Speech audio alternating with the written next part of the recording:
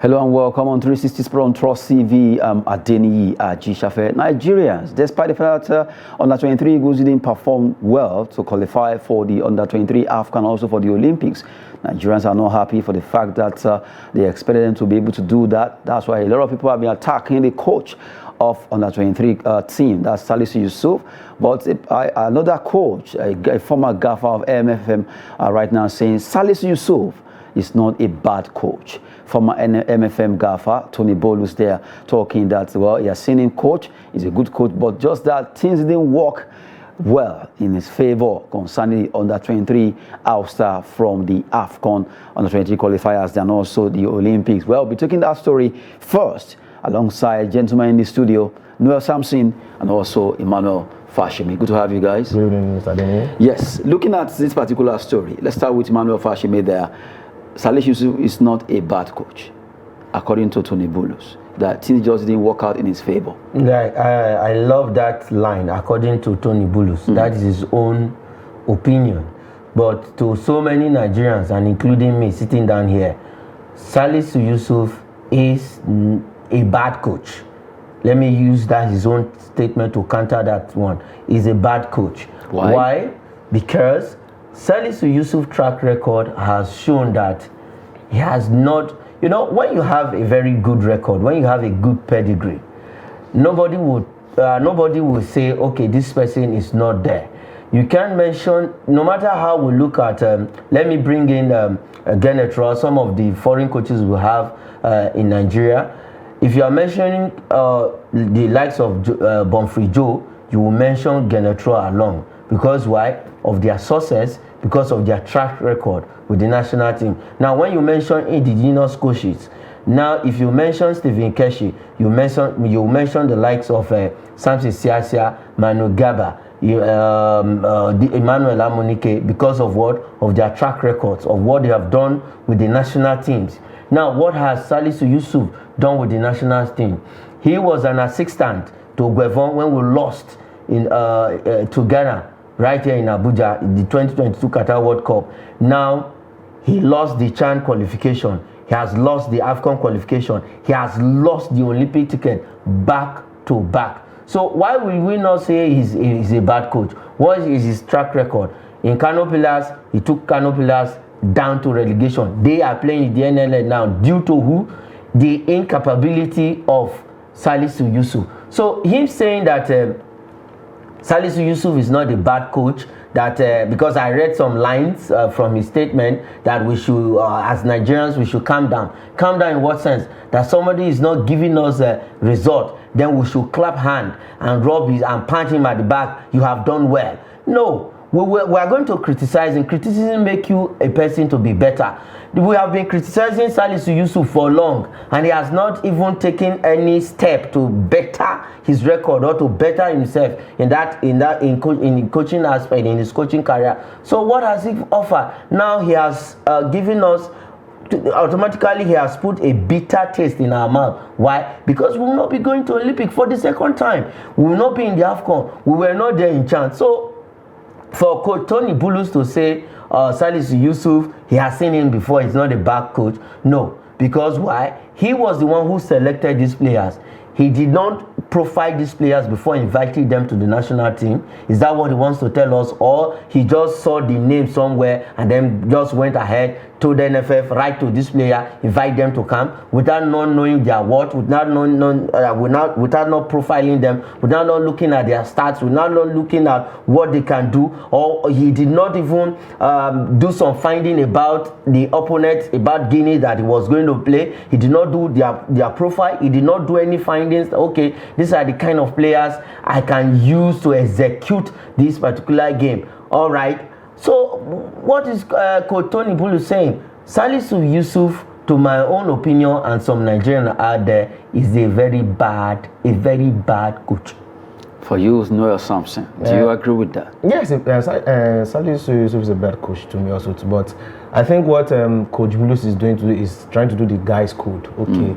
We are both coaches. I shouldn't downgrade my coach. I shouldn't castigate my coach. Even the others are doing that. So, to me, I think to him, that is what he's doing. But I know to believe to many, but I know deep down within him, he knows about the try. But it cannot it's just like, okay, me in my working place, me degrading my own colleague, to be as if, okay, I'm trying to bring... So that to me, he's doing his own work and probably being a brother's keeper. But deep down within him and to many Nigerians, I'm sure to 80% of Nigerians or 99% of Nigerians, Coach Salisu Yusuf is not a good coach and he should resign or they sack him. Honorably. He will not even resign. That's the most annoying thing. They should sack him. We've been talking about Salisu Yusuf there for the fact that under 23 they were ousted from the qualifier. So painful because Nigeria were looking at us getting to the Olympics if we are able to get over Guinea. But it's never happened. Right now we are out of that particular qualifiers and Olympics. We are also out. Back to back for Nigeria. Well, Nigerians really have not been happy concerning that issue. And a lot of people have been labeling him a bad coach or no one that doesn't know his onions. Well, just like Noah Samson said, a guy is cold trying to cover up for his own colleague. Well, we just saw the Nigerian NFF, that's the NFF as a body now. We do something wonderful concerning our football. Really, something must be done concerning our national team, especially the men.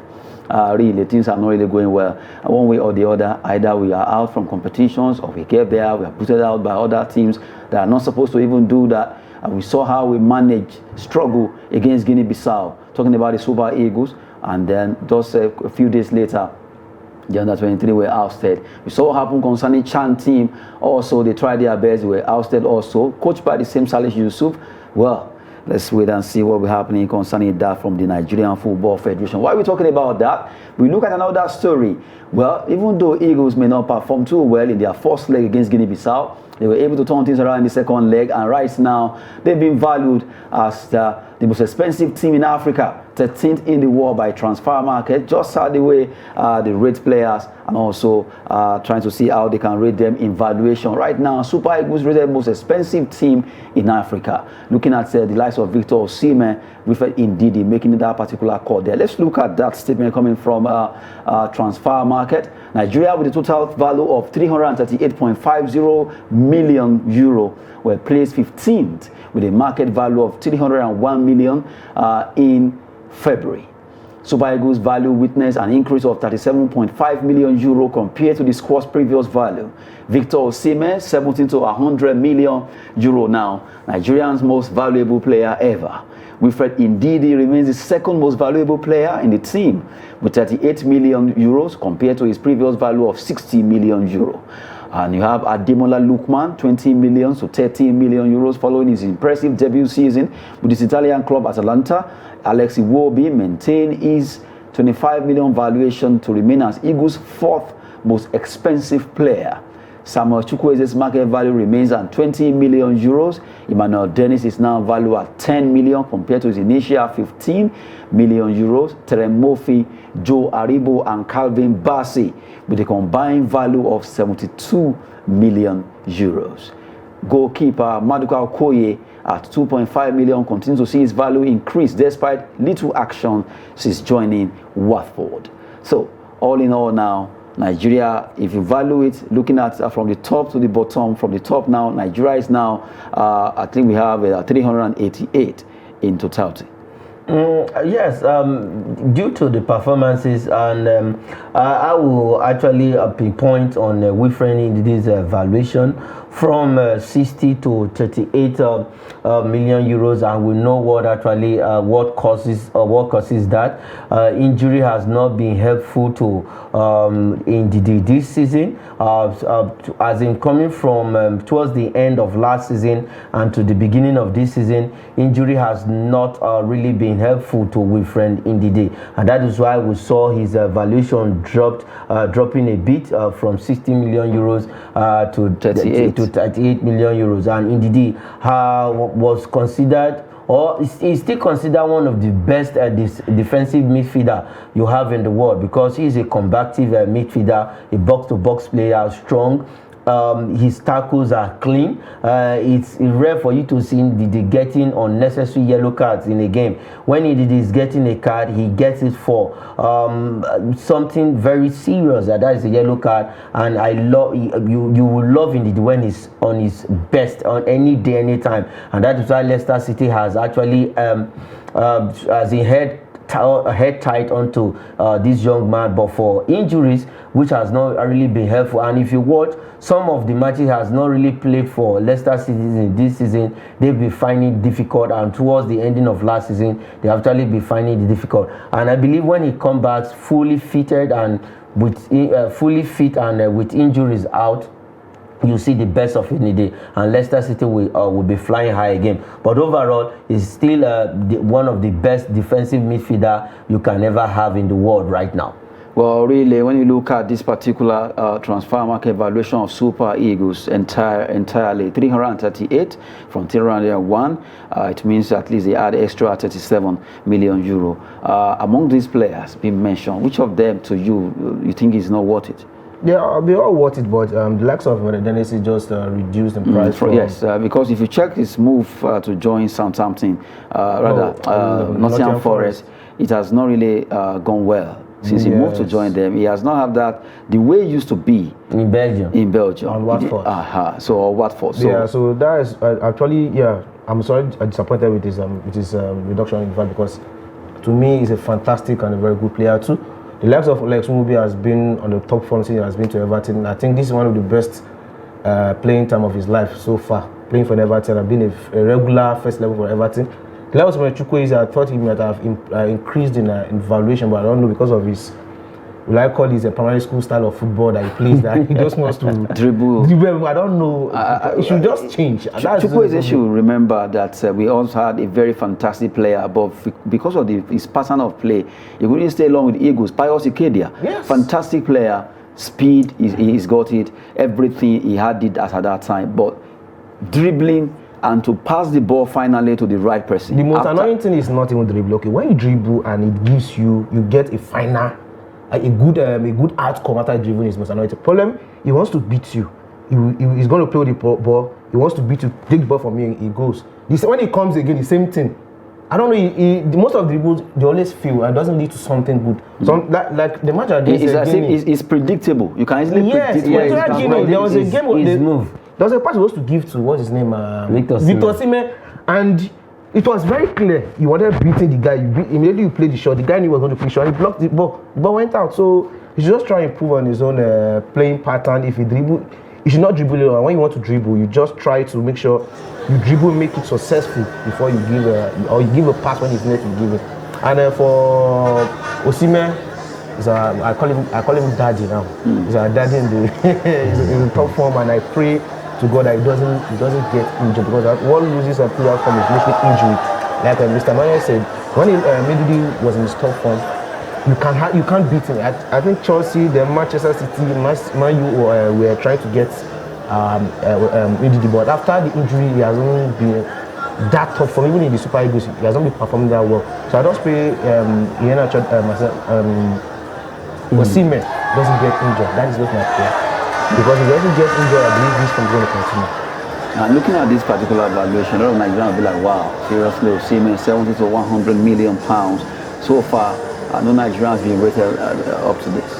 The only Nigerian who actually came close sometimes. Well, he wasn't rated up to 100 million. Years ago was at some point when Mikel was actually in his top form. And for Victor Osimhen, I think this man is destined to do great things in football. When this young man just popped up in the under-17, he won the Golden Boot, the highest goal scorer in that competition, and now he has continued his exploit. And that is why I said he should take his time before leaving Napoli, because his valuation right now, at some times, some of this valuation get into this player's head, and they just lose focus. So he shouldn't lose focus because of the valuation he's having right now. And for Nigerian players, I think this season we're actually doing well. The likes of Terry Murphy, you see their valuation increasing, a couple of other players. And quickly to add to what he said about Samuel Chukwueze, it's not that I think he has been brilliant in the past few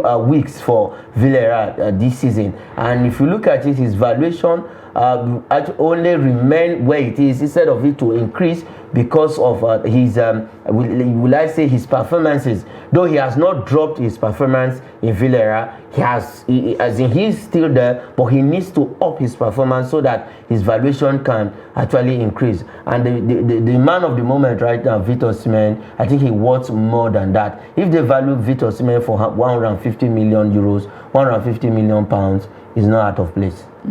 Well, we've been talking about the valuation of Super Eagles there. 338 in all, totality for the entire squad. And you look at Victor Osimhen being valued at 100 million euro there. And you also have Ndidi now from 60 to 38. The likes of Tremofi, Joe Aribo, and Calvin Bassey. Totally, you have them at 72 million euro. Not forgetting Emmanuel Dennis now 10 million euros. And you look at the goalkeeper, talking about Okoye there, 2.5 million euro. All in all, Nigerians are number one in Africa when it comes to valuation. To me, Super Eagles, despite not being too super recently, they've still been valued for the fact that they've been doing well with their clubs, especially those are strikers over there in Europe. Just give you update concerning those that particular story there. Let's look at some fixtures meant for tonight over there in Europe. 3 matches will be coming up. Mallorca versus Osasuna in La Liga. Eintracht Frankfurt will play at home against VfL Bochum 1848. Montpellier travel away to Marseille. Olympic Marseille will be hosting them in another match. So we have one from Germany, one from France, and now also one from La Liga in those 3 matches coming up. Mallorca, Osasuna, where do you belong? Mallorca, because this season they are, though we've had the international break is over, good, the leagues are back up and running, and we also have our own league back up and running. So so far so good. Mallorca, I think I'll go for Mallorca against Osasuna. All 3 points. You are looking at the paper, or you are looking at leaves? Looking at not on the paper, because Mallorca this season have had some some shocking results. They've been able to hold their own against some of the top teams in La Liga, and this season they were struggling. Though they will be playing at home, and it's difficult for you to actually get a good result against Mallorca at home. And for example, Real Madrid have always struggled when they go to that their ground, but against another average team like Osasuna. But I think I'll give Mallorca all 3 points. Okay, let's look at Eintracht Frankfurt. They'll be playing their game there. They'll be playing against Bochum 1848, and I'm sure Noel wants to also go with the Eagle. That's Eintracht Frankfurt. Yeah, automatically. But is it because of Kolomoani or because of the fact that, okay, this recently they've been consistent in Champions League? Yeah, and probably because of paper. If you look at the paper, everything. Which paper? Is it brown or white paper? I don't understand why you guys are always on paper every time.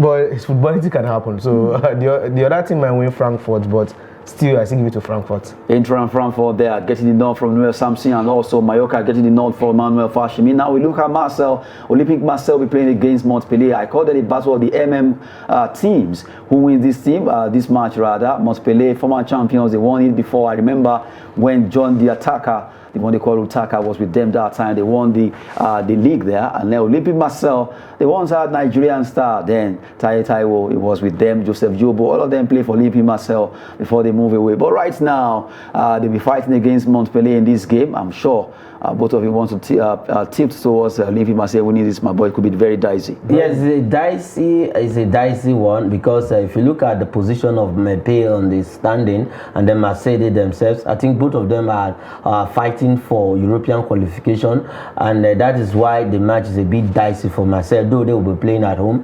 Mbappé, a champion, like you mentioned, with the playing days of John Chukwudi, the Utaka, and overall, I think I will be on the fence this time around. Probably a draw. A draw for you? Marseille.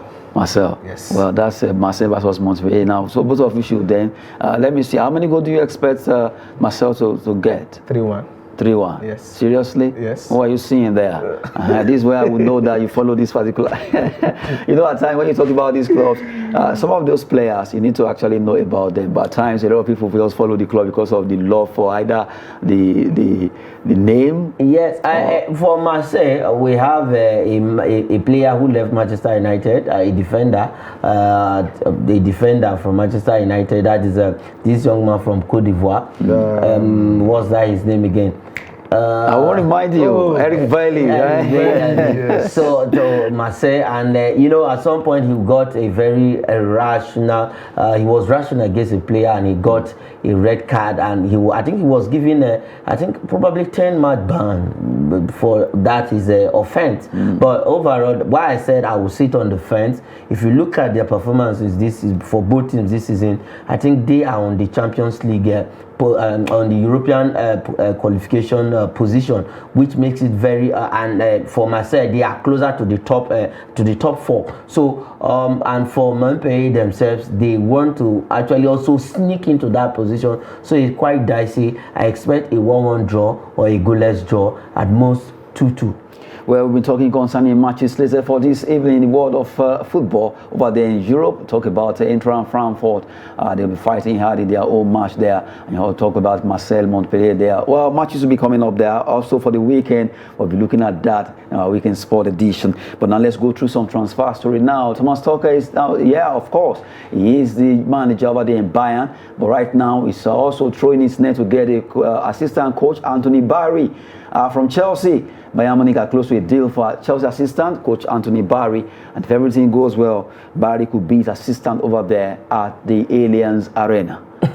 You know, every coach always goes with their assistant who actually works with them very well, and this man contributed to Tuchel's success in Chelsea, where they won the Champions League. And you know, he's going to Bayern Munich. He also need his right-hand man to be with him, and that is what coaches, some of the big coaches in the world, in fact all the coaches, that is what they do in the world. They always go with their right-hand man, somebody who understands their chemistry, who understands their tactics, their style of play, and how they work. And him getting Barry to his side, I think is going to add, to that, his backroom staff is going to add life and steel to it. How do you feel, Chelsea man? I'm not surprised because you know he worked with him before, so him going to Bayern Munich now, he wants to pick him along because he made quite good success at Chelsea. And the issue I'm having is him trying to lure Chelsea players to that place is my problem. Why are you trying to lure Mason Mount? Why are you trying to lure Eduardo Mendy to Bayern Munich? So if he's able to lure those players and go to lure Barry, I don't think anybody will stop Bayern Munich till when he stop being their coach. Well, a big one there, we're looking at Bayern Munich trying to see how they can get Anthony Barry away from Chelsea as an assistant coach to join Thomas Tuchel over there at the Bavarians Allianz Arena, where he right now is holding sway as the manager. Well, still talking about that, let's talk about, well, Lionel Messi. Saudi Arabian team Al Hilal are right now trying to see how they can make Lionel Messi the costless or highest paid player in the world. Well, highest paid player is actually different from the costless player. Well, the highest paid player now, that means it will be any more than Cristiano Ronaldo. Talking about Lionel Messi. Al Hilal of Saudi Arabia, they are trying to do rivalry now against Al Nassr, the team that has they have Ronaldo there. I saw this coming. I knew something like that was going to happen because they want Messi and Ronaldo to play that together or trying to make each other. The league, yeah, enticing. So, exactly. So I'm not surprised. So to me, Messi, he has won the World Cup, Champions League, the La Liga, the French league, everything. Every league he has won the league, everything. You should just go and chill in Saudi Arabia. That's what I want. But the fact is, yes, you might want to go there, but Inter Miami from MLS are not giving up. Inter Miami are also training to see how they can get him alongside Busquets to join them. Well, they have the money. They have the money. What Al Hilal is trying to do is also trying to bring that rivalry where this guy has dominated Europe for 12 good years. They also want to bring that rivalry down to the Middle East. And if you look at it, aside the rivalry, what I see there, they are looking at the business or the economy side of it. Yes, the economic side of it. Messi will generate a lot of viewership, generate a lot of sales in jersey, a lot of endorsement, a lot of things which economically they are seeing the revenue side of it. So the rivalry will boost. Will boost the Saudi league. The Saudi league will boost it. Ronaldo has giving them that edge now, because they have their TV rights and whatever increased, followership, fans, and endorsements and the rest also increased for Al Nassr where he is, and the rivalry now, if Messi comes there, is going to add more to it and then boost everything. But overall, the only problem I think I might have with that movie is,